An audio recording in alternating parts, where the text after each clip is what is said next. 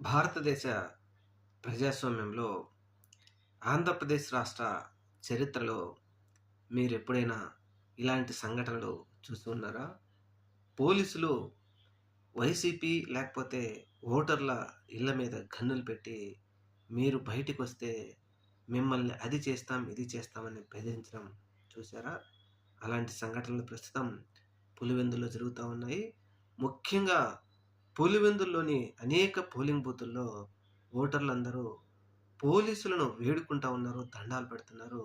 అత్యంత ఘోరమైన సంఘటన ప్రజాస్వామ్యంలో ఏంటి అంటే, మా ఓటు మమ్మల్ని వేసుకోనియండయ్యా అని పోలీసుల కాళ్ళు పట్టుకుంటున్నారు అంటే ఇది ప్రజాస్వామ్యం. దీనిని మాత్రం ప్రజాస్వామ్యంలో ఆంధ్రప్రదేశ్ రాష్ట్రం ఎప్పటికీ మర్చిపోదు. ఈ విషయాన్ని చూసినటువంటి భారతదేశం కూడా మనం ప్రజాస్వామ్యంలో ప్రజలకు ఏ విధమైనటువంటి విలువనిస్తా ఉన్నామో గుర్తుపెట్టుకోవాలి.